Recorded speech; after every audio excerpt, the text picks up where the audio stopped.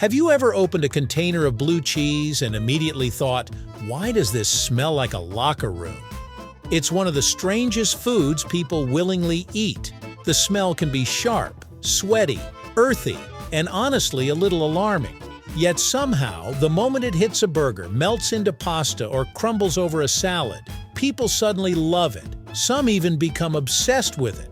So why does blue cheese smell so much like feet, but taste incredibly good at the same time? The answer involves bacteria, mold, chemistry, and the weird way the human brain reacts to strong flavors. And strangely enough, the same compounds responsible for body odor are also responsible for some of the world's most expensive and beloved cheeses. So let's break it all down right here on History of Simple Things.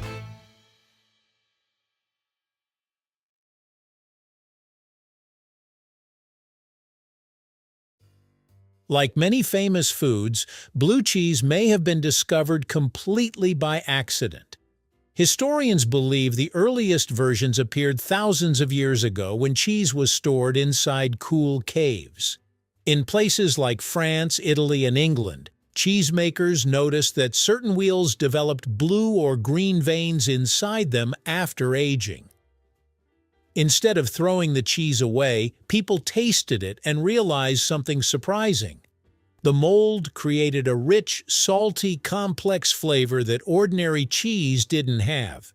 One of the oldest and most famous varieties is Roquefort, which comes from southern France.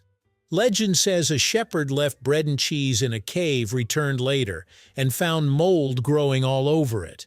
He tasted it anyway and supposedly loved it. Whether the story is true or not, caves really did play a major role because the cool, humid air allowed special molds to thrive naturally. Today, blue cheeses like Roquefort, Gorgonzola, Stilton, and Danish Blue are made using carefully controlled methods, but the basic idea is still ancient. Let mold transform the cheese into something stronger, funkier, and more flavorful. The star of blue cheese is a mold called Penicillium roqueforti. This mold is completely safe to eat and is intentionally added during production. After the cheese forms, cheesemakers poke tiny holes through the wheel so oxygen can enter.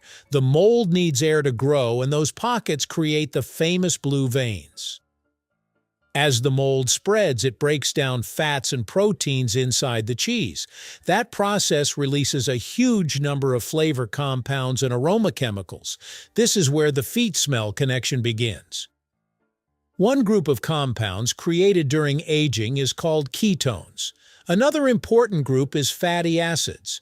Among them is butyric acid, a substance also found in sweat, body odor, and even smelly socks.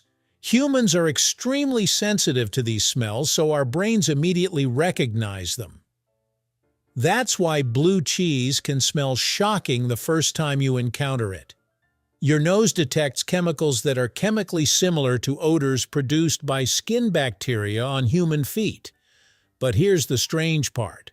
Context matters. The human brain doesn't judge flavor using smell alone. Taste is actually a combination of aroma, texture, saltiness, creaminess, temperature, and even expectation. In blue cheese, the funky smell is balanced by rich fats and savory flavors. The creaminess softens the harsher aromas, while salt enhances the overall taste. Instead of tasting rotten, the cheese becomes deep, nutty, tangy, and complex. It's similar to foods like garlic, kimchi, fish sauce, or fermented soybeans.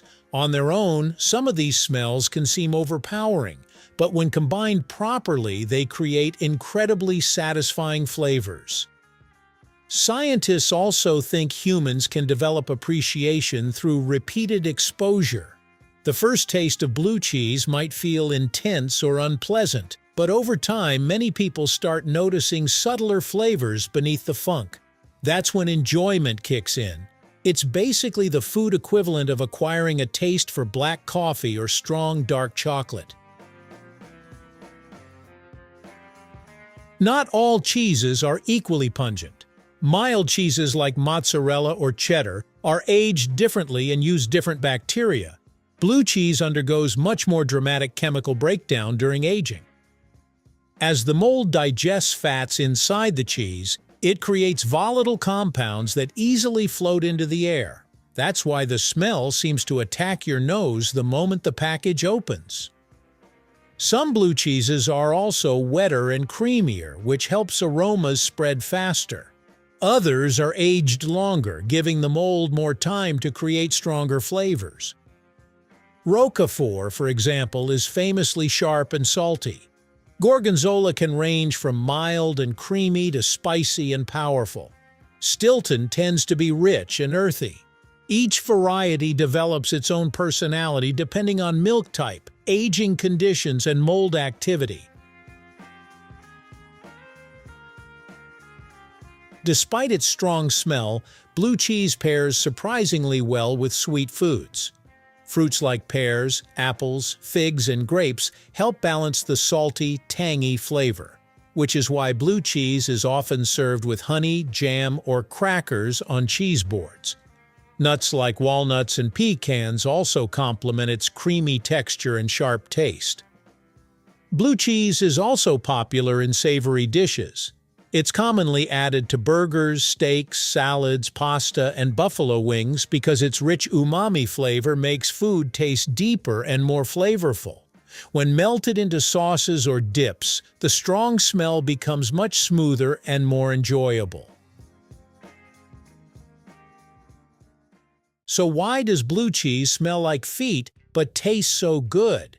Because the same chemical compounds found in body odor are also produced during the cheese's mold-driven aging process.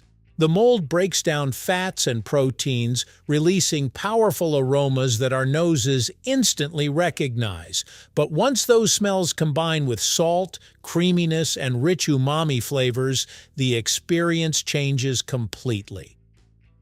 What sounds disgusting on paper somehow becomes delicious on a cracker, burger, or pasta dish. Blue cheese is proof that human taste is weird, complicated, and heavily influenced by chemistry. Sometimes the foods that smell the strangest end up becoming the most unforgettable. Thank you for watching. If you have suggestions for our next video, feel free to share them in the comments below. We'll be sure to give you an acknowledgement for your contribution. Thank you for joining us on this journey through the history of simple things. Don't forget to like, subscribe, and stay tuned for more stories woven through the smallest details.